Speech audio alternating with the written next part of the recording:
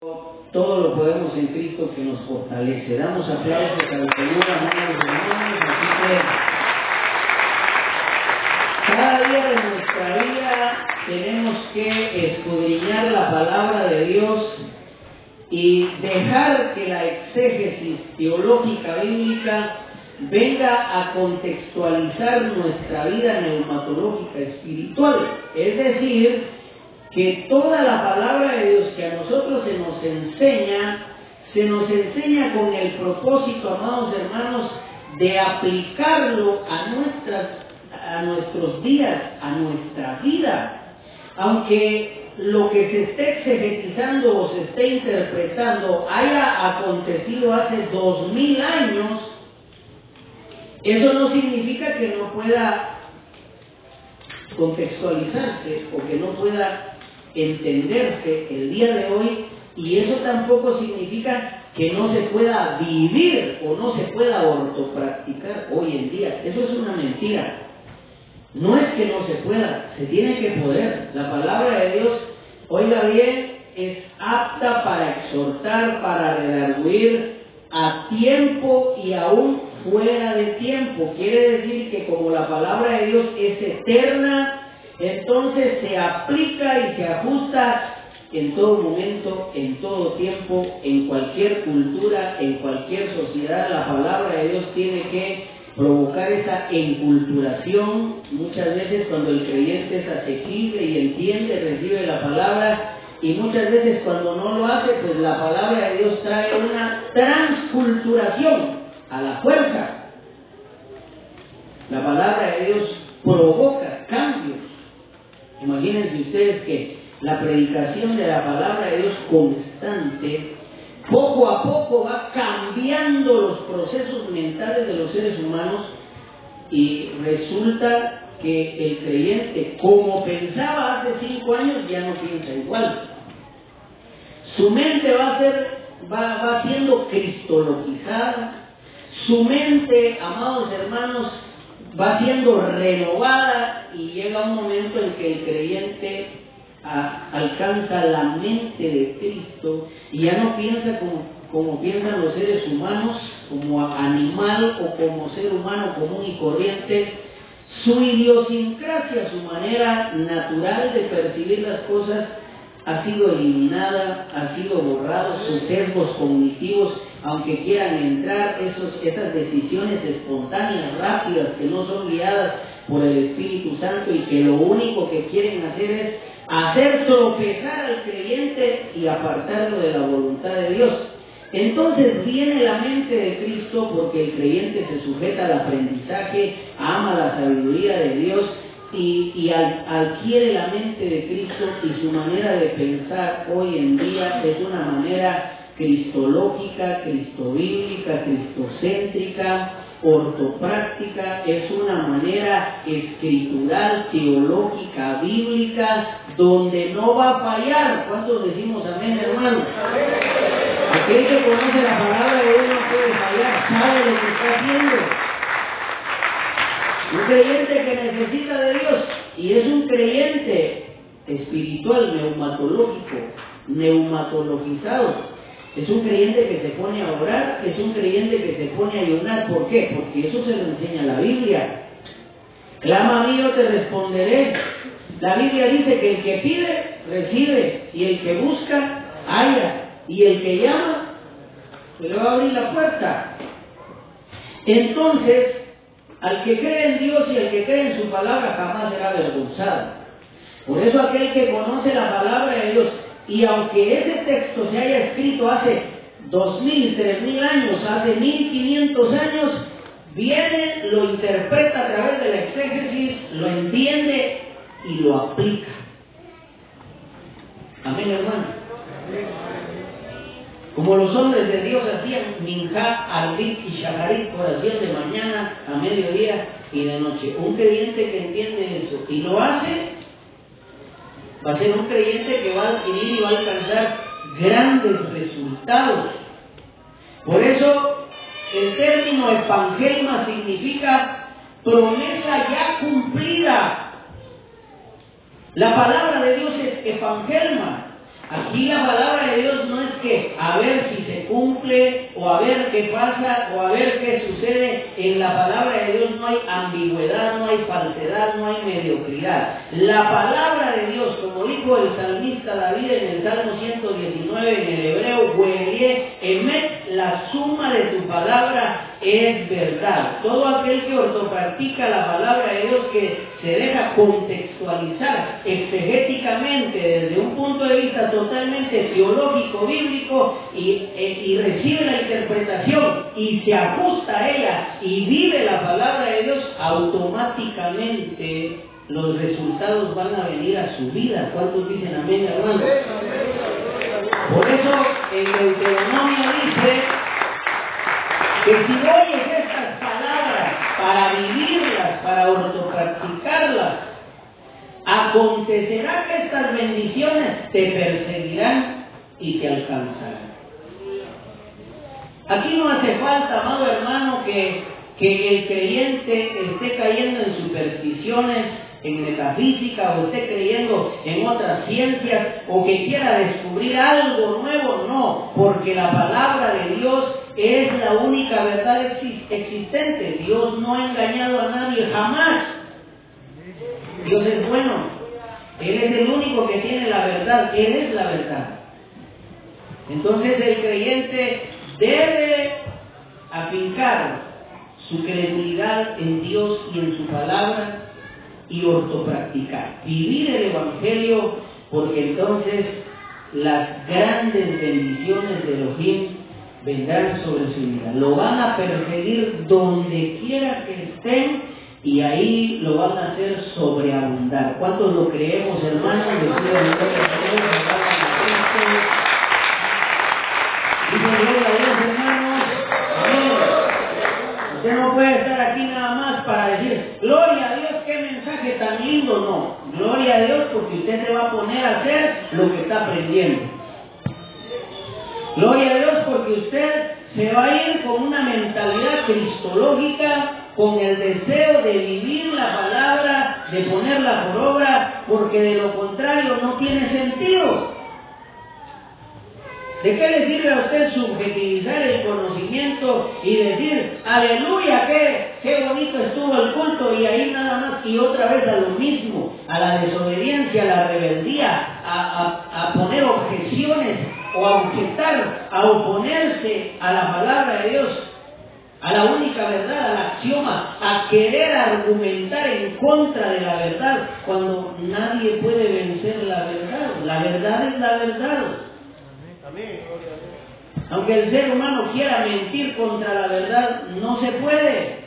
Aunque otros quieran buscar un camino más corto, la verdad es la verdad. Nadie puede salir más astuto que la verdad, porque no es así. Aún las leyes, aún las autoridades, aunque sean grandes autoridades, en cualquier instancia, en cualquier lugar, ninguna autoridad es superior a la ley. Las leyes, el legislador, un legislador es aquel que crea leyes y las impone. Dios es el legislador por excelencia. Dios ha creado leyes, las ha impuesto, y todo aquel que no se sujeta a la ley, por más grande que sea, viola la ley y tiene que pagar esa falta. Por eso, amados hermanos, tenemos que amar a Dios, tenemos que amar su palabra, y hemos venido con el propósito de entender la palabra de Dios y de vivirla hoy en día. A eso se le llama contextualización exegética teológica, que aunque los textos que vayamos a interpretar hoy, aunque se hayan escrito y los acontecimientos se hayan dado hace 1500, hace 2000 años, hoy en día tenemos que conocer la historia para no cometer los mismos errores, y tenemos que conocer las faltas de otros para no incurrir en esas mismas faltas, porque si no, los mismos castigos vendrán a nuestras vidas.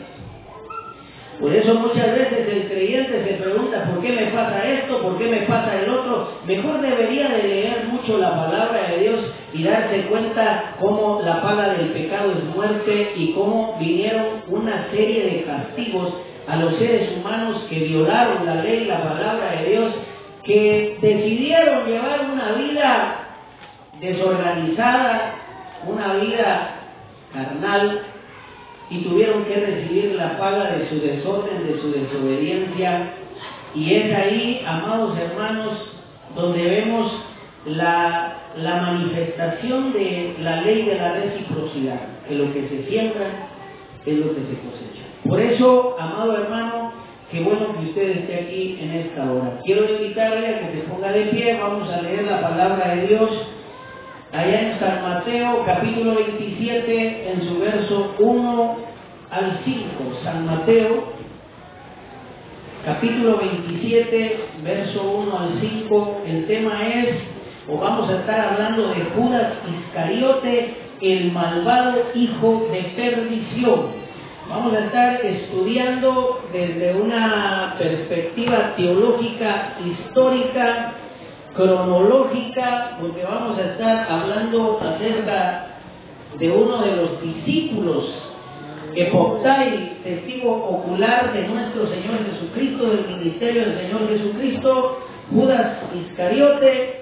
Y en este estudio pues vamos a ver también en la introducción varios Judas de los cuales habla la palabra de Dios, pero que se van a hacer mención de ellos no para confundirlo a usted, sino para aclararle el panorama, que realmente pues para que cuando usted lea la Biblia pues no lo vaya a confundir, no vaya a confundir a Judas Iscariote, el traidor, el que entregó a Jesucristo y lo vendió por 30 piezas de plata, que no vaya a confundir a este con otro Judas que aparezca en la Biblia.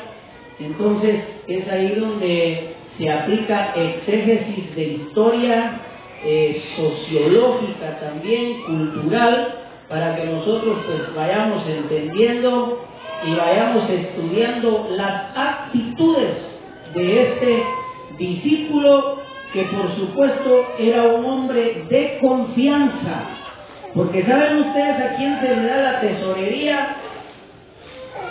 Aquel que se le confía mucho. La tesorería no se le da a cualquiera. Amén, hermano. Amén.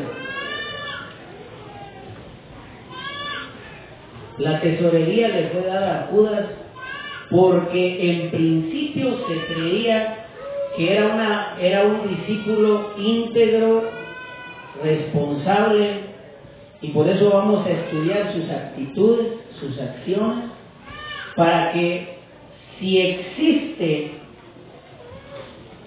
alguna actitud de esas en usted pueda identificarlo, pueda reconocerlo y empiece a trabajar en eso para desechar esas actitudes judáticas, porque eso no es de Dios y eso no le van a traer buenos resultados.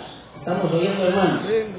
A Judas le dio como resultado su actitud, su manera de pensar, su manera de actuar, le dieron como resultado el suicidio. Él fue y se ahorcó. Así que tenemos que analizar este tema y vamos a leer entonces en San Mateo 27, verso 1 al 5. Gloria a Dios. Venida la mañana, todos los principales sacerdotes y los ancianos del pueblo entraron en consejo contra Jesús para entregarle a muerte. Y le llevaron atado y le entregaron a Poncio Pilato, el gobernador. Entonces Judas, el que le había entregado, viendo que era condenado, devolvió arrepentido las 30 piezas de plata a los principales sacerdotes y a los ancianos, diciendo: yo he pecado entregando sangre inocente. Mas ellos dijeron: ¿qué nos importa a nosotros? Allá tú. Y arrojando las piezas de plata en el templo, salió y fue y se ahorcó. Amén. Pueden sentarse.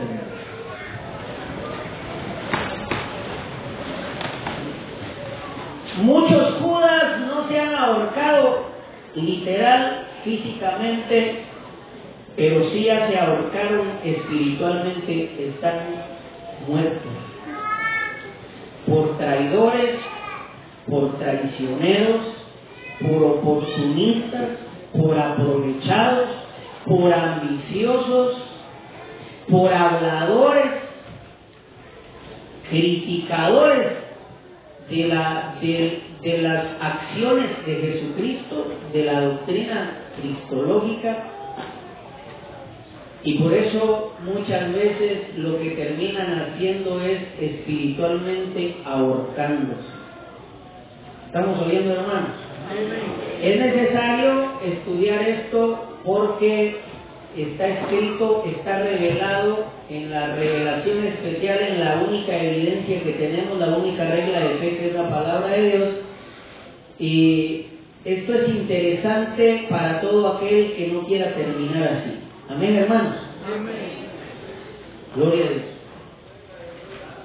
Alabado sea Cristo. Gloria a Dios.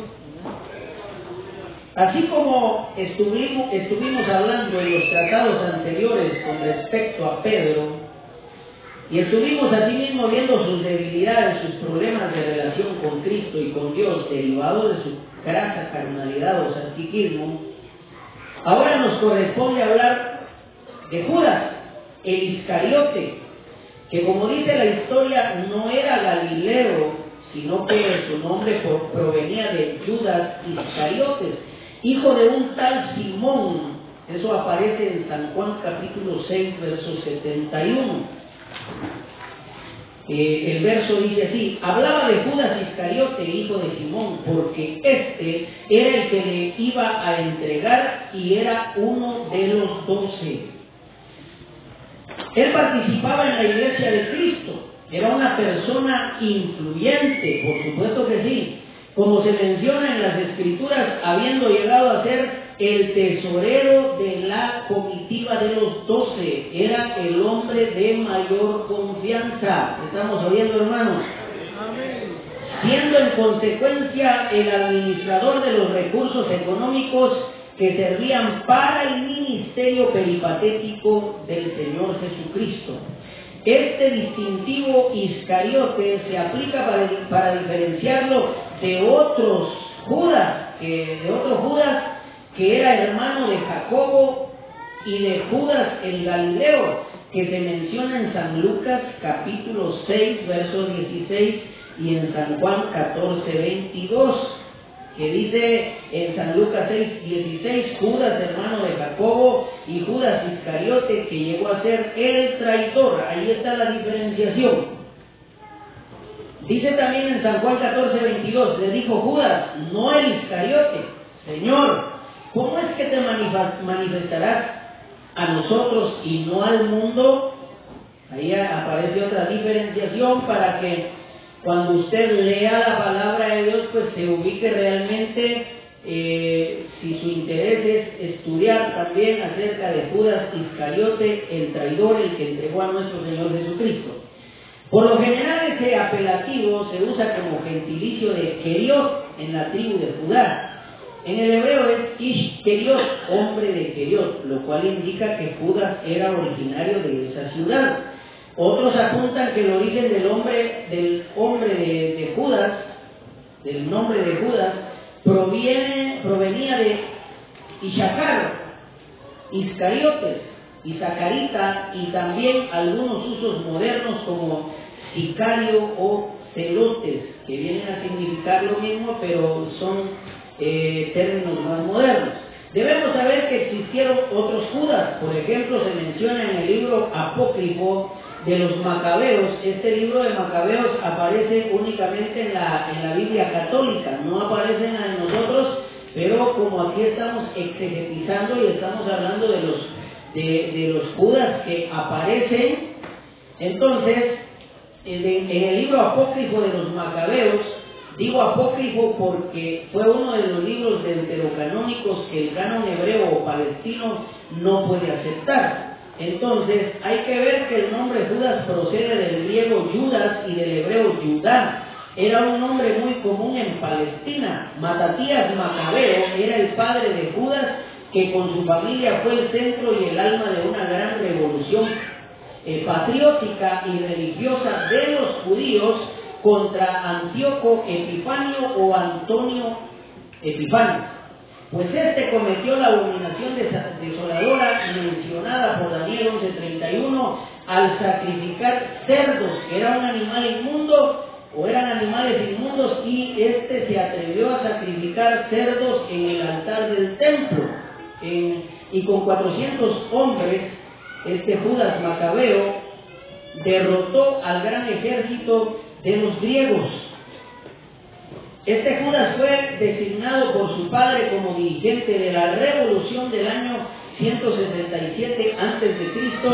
y permaneció en ese puesto hasta el año 161 a.C.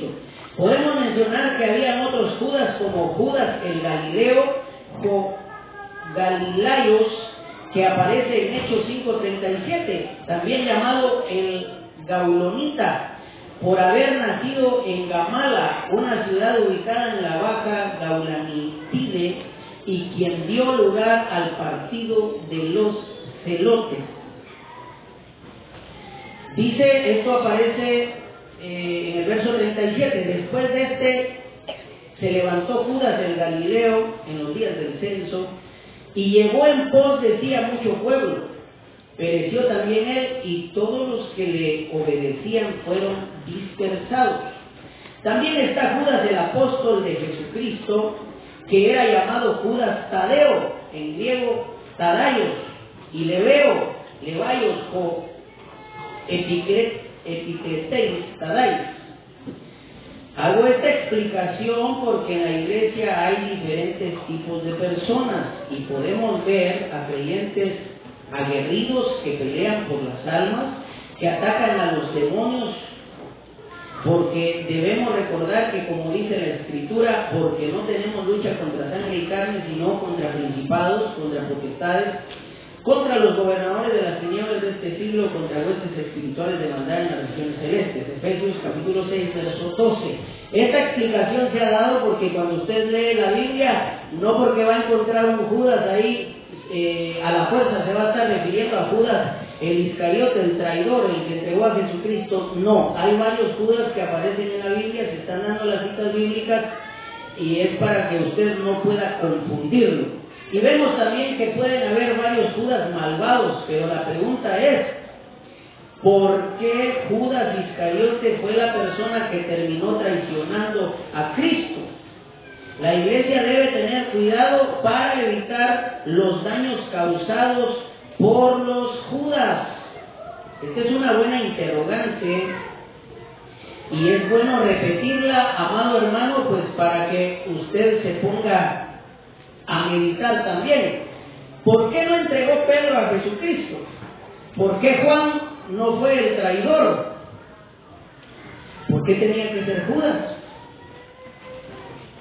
Amén, hermanos. Amén. Y sabe usted que cuando, aquí lo vamos a ir viendo a través de este estudio, Judas presentaba la mentalidad, la actitud, presentaba las enfermedades mentales necesarias y adecuadas para que el diablo lo poseyera y que tratara de manipular al Señor Jesucristo, y no fue capaz, entonces terminó entregándolo. ¿Pero por qué fue? Como dice la misma Biblia en Timoteo capítulo 2, en una casa grande hay muchos utensilios, unos para honra y otros para deshonra. Entonces, sucede que en una casa grande hay platos o hay instrumentos honrosos o para usos honrosos, como también se puede encontrar en una casa grande un sacabasura, un inodoro, y así sucesivamente. Y de igual manera, amados hermanos, Judas presentaba las enfermedades mentales, la maldad necesaria en su corazón, la astucia necesaria en su mente para ser un instrumento adecuado para traicionar a Jesucristo. ¿Están oyendo, hermanos? El diablo sabía que no se le podía meter a Pedro, aunque Pedro era mero desobediente y en su momento lo usó, pero de ahí ya no se pudo. Vemos que Juan era el discípulo amado. Ahí no pudo entrar el enemigo, no porque Cristo le haya puesto el discípulo amado, sino porque la espiritualidad de Juan era totalmente a otro nivel. Pero vemos cómo Judas realmente la maldad, la ambición, la codicia, la astucia de esconder su maldad, la habilidad de esconder sus propósitos, su manera sigilosa de actuar. ¿Estamos oyendo, hermano? Porque ya se dieron cuenta ustedes que hay quienes que son sigilosos para actuar. Empiezan a chismosear con uno y le llenan de basura la cabeza y después lo empujan para que éste le diga a otro.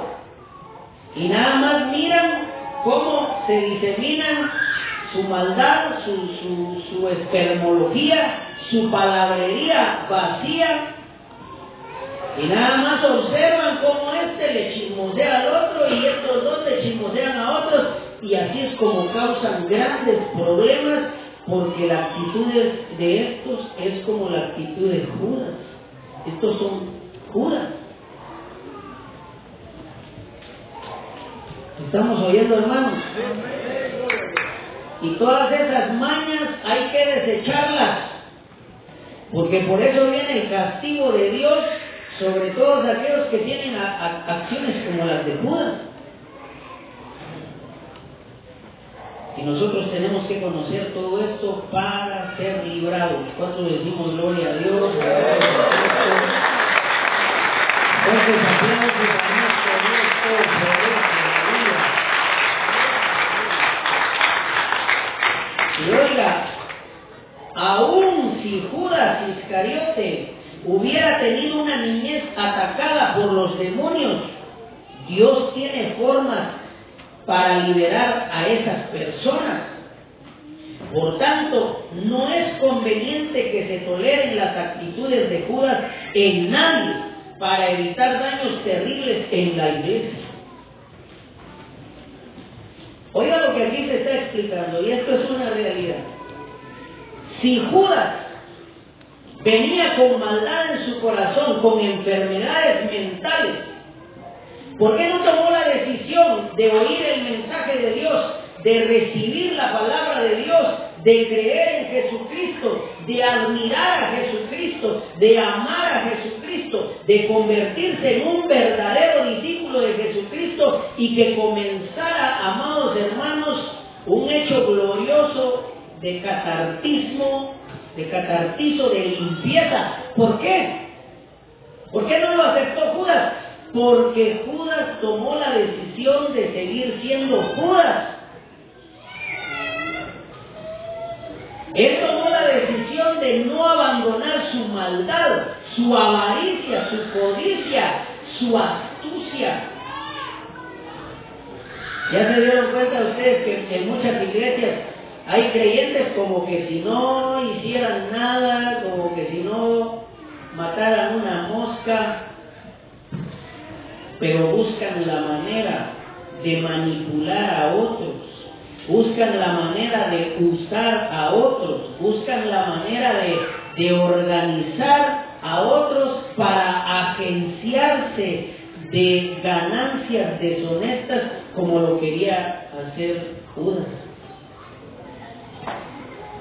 Era tanta la avaricia y la codicia de Judas que cuando le ofrecieron 30 piezas de plata por entregar a su maestro, le importó poco entregar a quien le amaba, a quien le había enseñado, a quien le había permitido estar con él, le importó poco. Y lo vendió. ¿Estamos oyendo, hermanos? Amén. Por eso es bueno que usted entienda que ese tipo de actitudes no las tiene que tener ningún creyente. Porque un creyente evangélico ha sido llamado para amar a Dios, para amar la obra de Dios, para apoyar la obra de Dios, para servir en la obra de Dios, no para otras cosas. ¿Estamos oyendo, hermanos? Alaban a Cristo, dice la Biblia.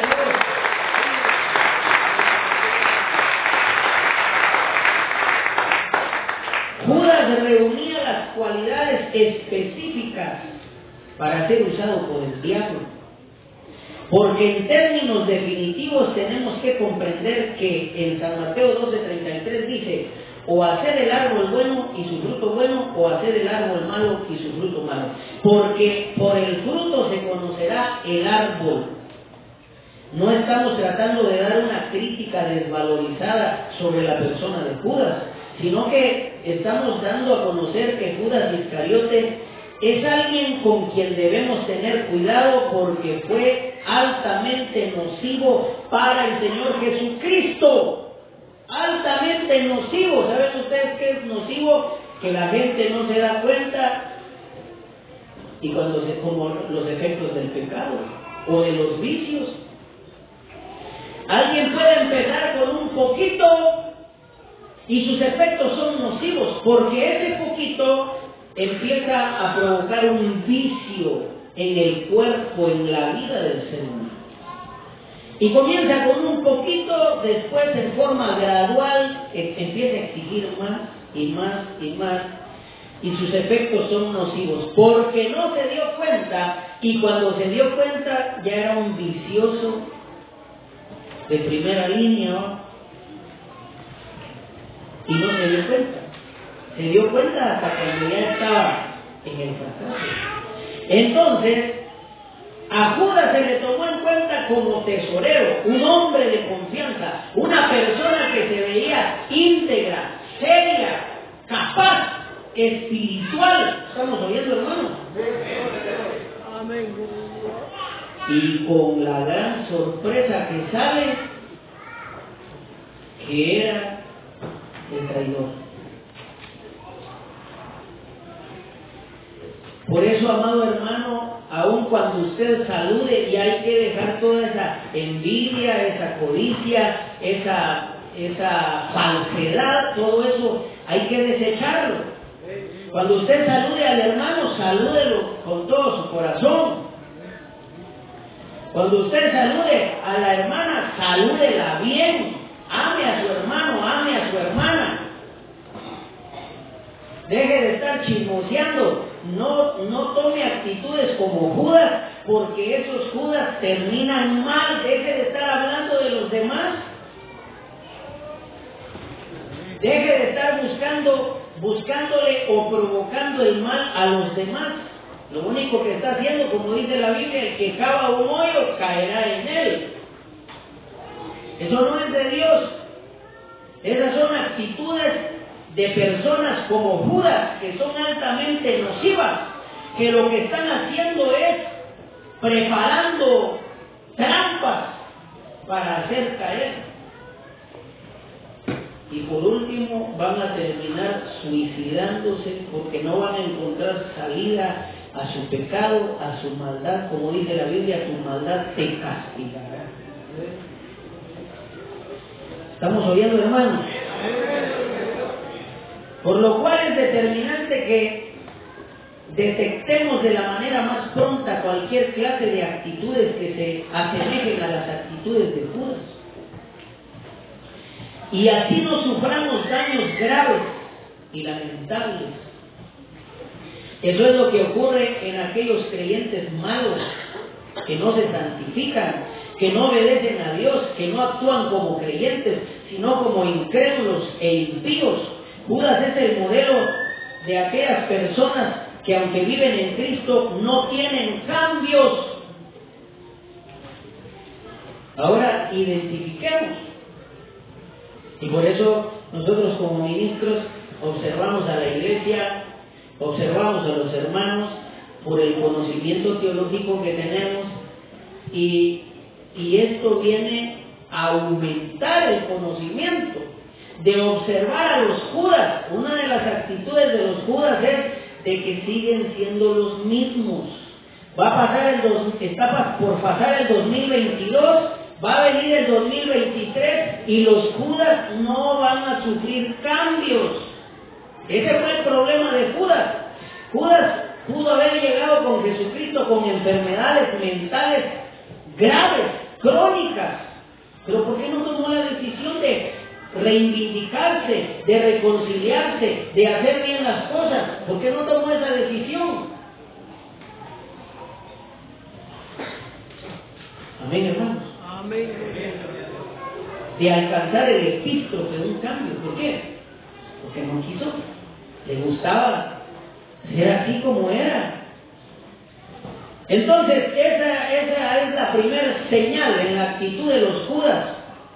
Pasa el 2022, va a pasar el 2023, va a venir el 2030 y si siguen vivos van a seguir en su misma rebeldía, en su misma desobediencia. Apeiteo, una desobediencia continua. ¿Están oyendo, hermanos? Amén, gloria a Dios. Por eso usted tiene que tomar cartas en el asunto. ¿Dónde se ven los cambios? Cuando el creyente empieza a meterse en la obra de Dios, empieza a incursionar, a perseverar más, a someterse más a la presencia de Dios, a participar más. Amén, hermano. Ahí es donde se deduce y se deja observar los cambios. Los cambios son visibles, los cambios no son subjetivos. El ser humano, como los Judas, pueden decir un montón de cosas, pero sus hechos dicen lo contrario. Hay Judas que dicen, ahora sí voy a ir al culto. Mentirosos, siguen siendo Judas. Ahora sí voy a apoyar la obra de Dios, que Dios me perdone. Mentiras, siguen en su mismo estado judático. No quieren cambiar, así les gusta. ¿Están oyendo, hermanos?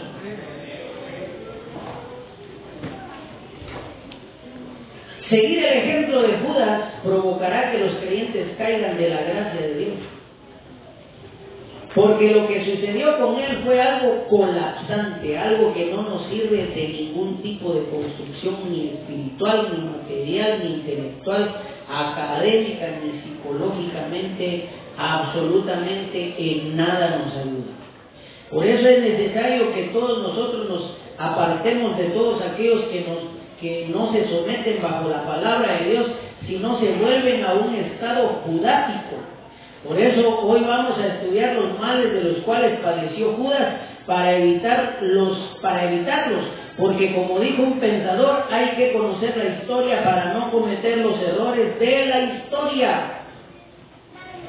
Argumentos específicos. Número 1, Judas como diablo.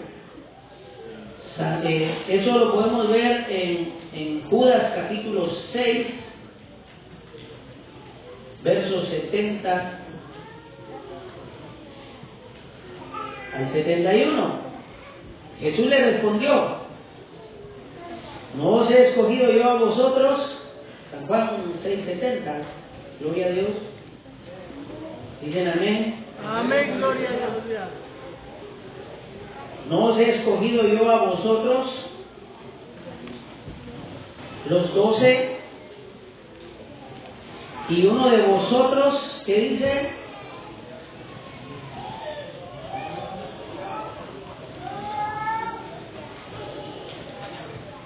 Bueno, aquí en el estudio dice Judas capítulo 6, pero dice Juan capítulo 6, versos 70 y 71. Jesús le respondió: ¿no os he escogido yo a vosotros los 12 y uno de vosotros es diablo? fuerte, hijo de Simón, porque este era el que le iba a entregar y era uno de los 12. Amén. Amén, hermanos. Amén. ¿Quién se le metió a Judas? El diablo. ¿Y quién se le puede meter a un creyente hoy en día? ¿A un Judas? Los demonios.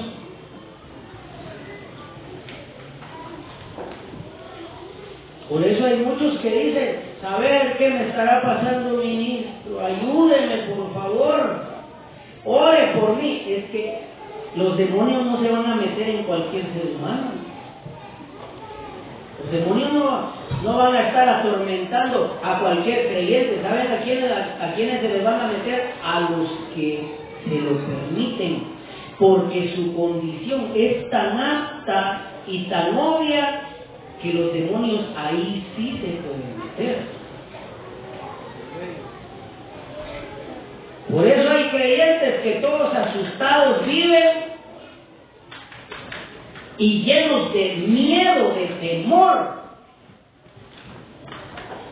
Una noche sueñan con dinosaurios, otras noches sueñan con moscas, otras noches sueñan que se ahogan y nunca sueñan nada bueno.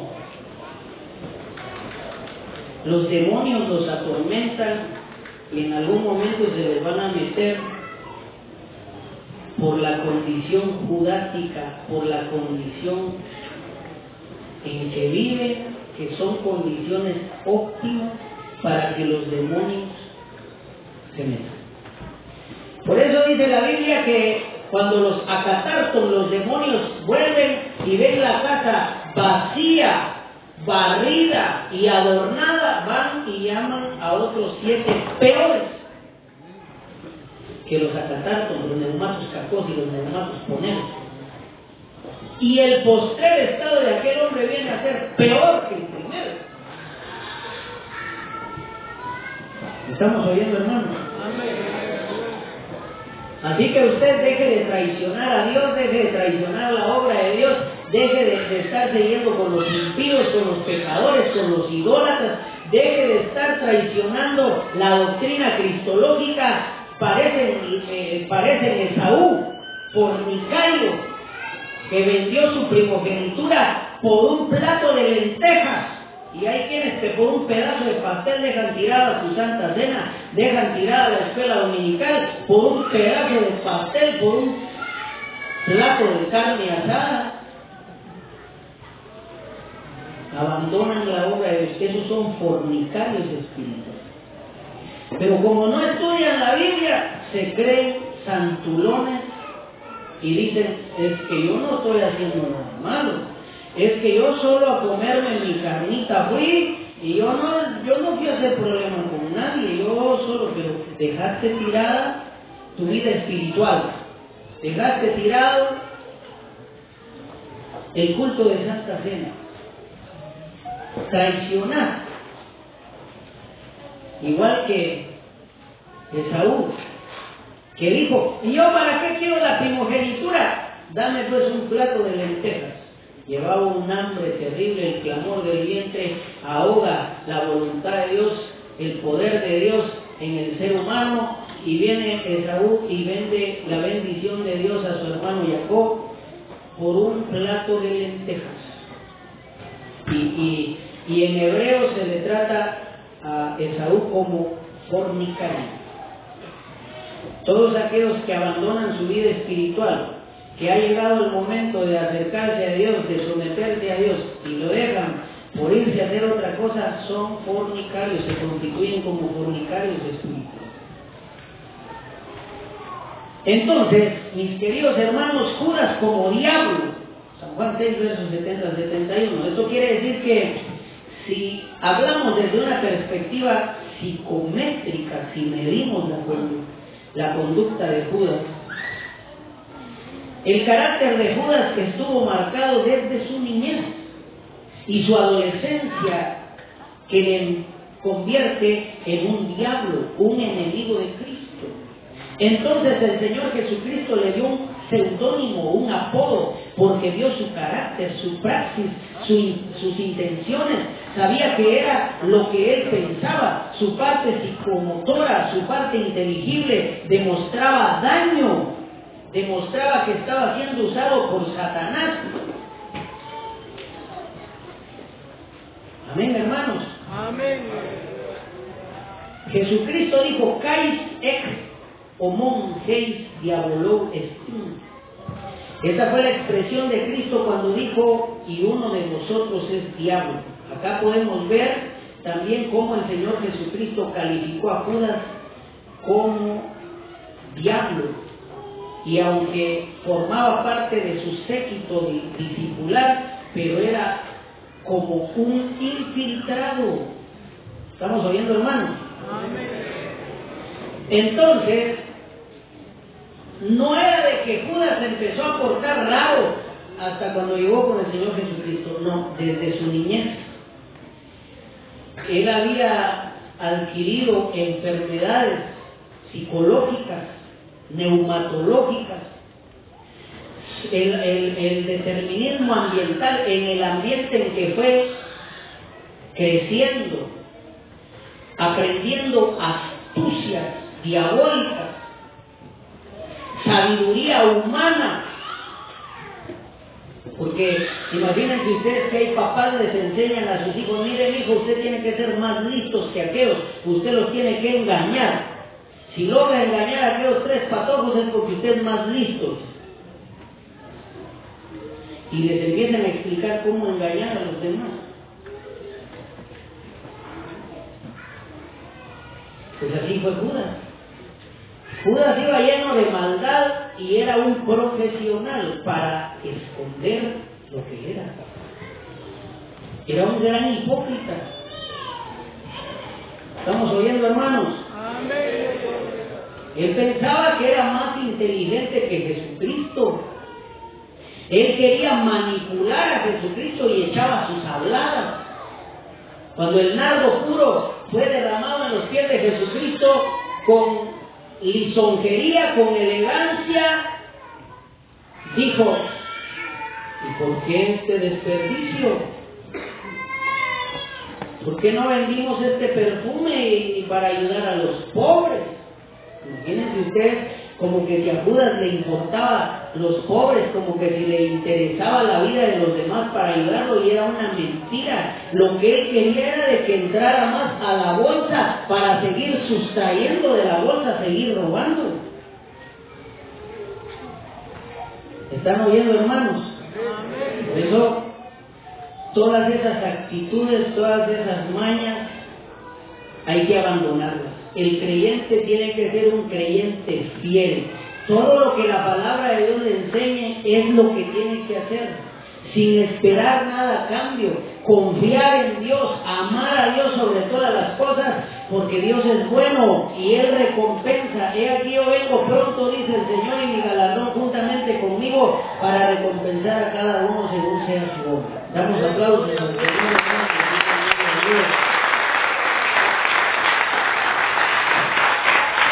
Juan 13:2.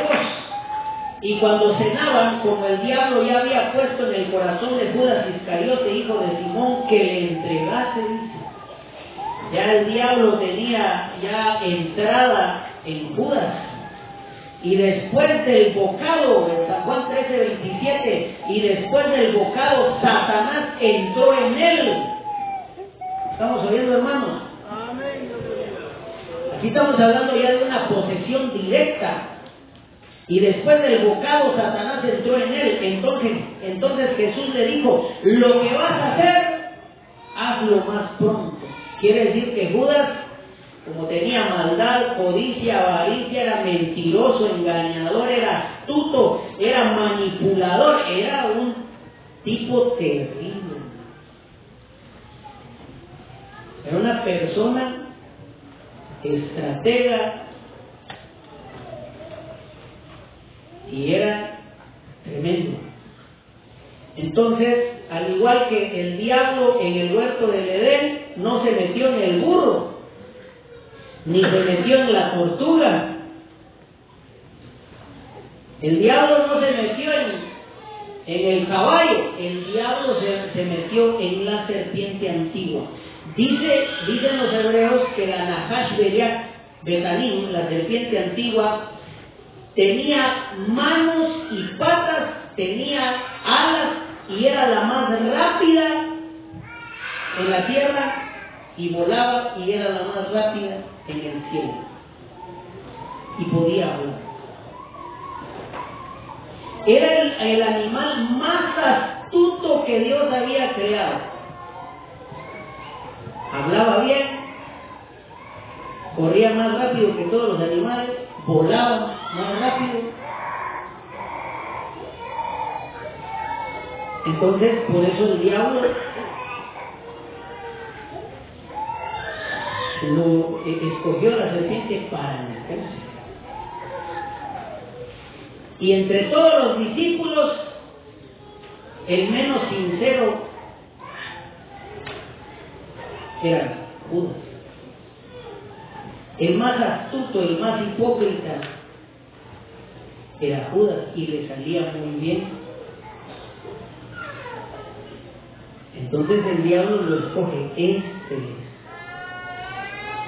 Y como Judas no quiso cambiar, sino que le gustaba hacer así, creerse más inteligente que los demás, por eso fue que el diablo se le metió.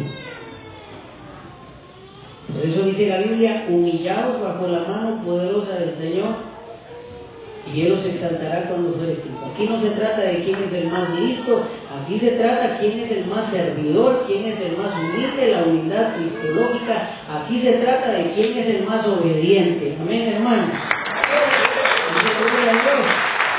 Para que los demonios no se le metan. Judas quiso seguir a Cristo voluntariamente, pero tenía facciones que eran incoherentes. Posiblemente era esquizofrénico, paranoico, desordenado, enfermo. Tuvo una posesión demoníaca total y por eso cuando Cristo lo vio le dijo claramente su condición y situación. Está claro. Punto 2. Judas como materialista y ladrón, o en griego kleptos, ladrón. Al juzgar por su actuación, parece indudable que Judas siguió al Señor Jesucristo con vistas a las ventajas materiales que obtendría gracias al establecimiento del reino mesiánico. O sea que la idea de Judas era que Cristo iba a jugar un papel político, iba a ser el rey de los judíos para liberar a Palestina del dominio de los romanos. Ahora se entiende por qué Pedro le dijo al Señor Jesucristo: Maestro, mira qué edificios tan grandes, tan hermosos. Pedro tenía la cosmovisión de que Jesucristo iba a establecer un reino literal, que se iban a sublevar o a rebelar en contra de Roma, en contra de los pueblos, y Jesucristo con ese gran poder que tenía los iba a vencer, y que Jesucristo se iba a coronar como rey e iba a construir un gran imperio. Pero ¿quién fue el que le metió esa idea a Pedro? Judas. Judas era el que andaba envenenando a los creyentes, a los discípulos. Judas era aquel que estaba demostrando sus estrategias para que la bolsa se llenara más. Y como era un inversionista, le echaba carreta a los demás apóstoles para que le insistieran a Jesucristo en comprar un edificio hermoso. ¿Para qué andar de arriba y para abajo? Mejor compremos un edificio y mejor que la gente venga aquí en lugar de nosotros ir para allá. Y cada vez que tenía la oportunidad de hablar con los discípulos, les inyectaba su veneno, su envidia, su codicia, su avaricia. Así hay mucha gente en el Evangelio, en las iglesias. En la mínima oportunidad que tienen, tiran su veneno como serpientes para manipular a otros. Y a veces los más ingenuos, esos sí se atreven a hablar lo que otros les están diciendo. Pero los menos astutos y los que se creen más inteligentes son aquellos que tiran la piedra y esconden la mano. Por eso todas esas mañas hay que dejarlas, porque si Judas terminó así, ¿cómo van a terminar aquellos que también se parecen a Judas? A Judas le fue confiada la administración y la protección de la bolsa común, pero a posteriori es descrito como ladrón. Porque vemos que cuando María en Betania quebró un vaso de alabastro e hizo el aleifo, un ungimiento al Señor con aquel perfume de nardo puro de gran precio, protestó supuestamente alegando una supuesta caridad hacia los pobres y diciendo que la obra de María había sido un desperdicio. Pero dijo esto no porque se cuidara de los pobres, sino porque era ladrón y teniendo la bolsa sustraía de lo que se echaba en ella. San Juan 12:6. ¿Y saben ustedes por qué sacaba de la bolsa? Porque tenía sus negocios afuera del ministerio. Hacía negocios con los saduceos, con los escribas, con los herodianos, hacía negocios con los grupos sociales. Era un político, era una persona terrible, hermano. ¿Por qué creen ustedes que nosotros como ministros, hermanos, dejen de estarse juntando con impíos? Porque nosotros como ministros ya sabemos que van a ir a aprender mañas, que van a ir a levantar mañas de los impíos, y los impíos no les van a enseñar nada bueno a ustedes.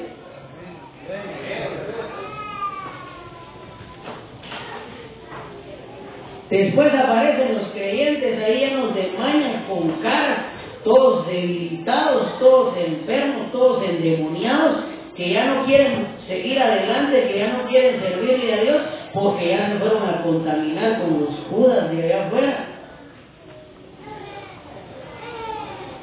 ¿Están oyendo, hermano? Judas tal vez pensó que los 12 apóstoles iban a ser nombrados como magistrados en Israel. Entonces era un codicioso y ladrón, no quiso someterse a Cristo, sino que lo vio como Jesús de Nazaret, el revolucionario que iba a echar a los romanos de Palestina, principalmente de Jerusalén.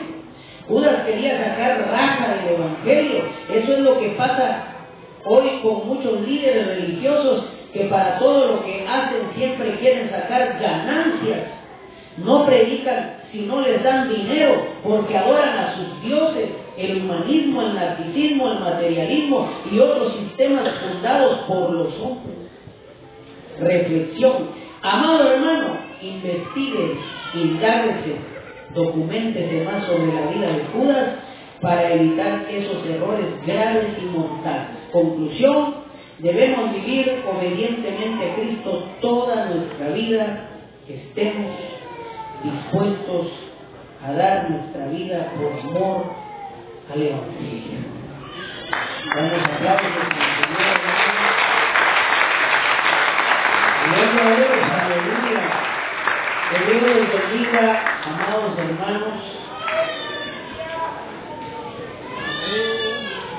Que Dios le dé ese gozo, amado hermano, de vivir el Evangelio, de estar dejando toda esa codicia, esa maldad y todas aquellas acciones judáticas que le puedan traer consecuencias tristes. La Biblia dice: si el Hijo libertare, seréis verdaderamente libres. Así que vamos a recibir la ofrenda de amor en esta hermosa hora. Gloria a Dios.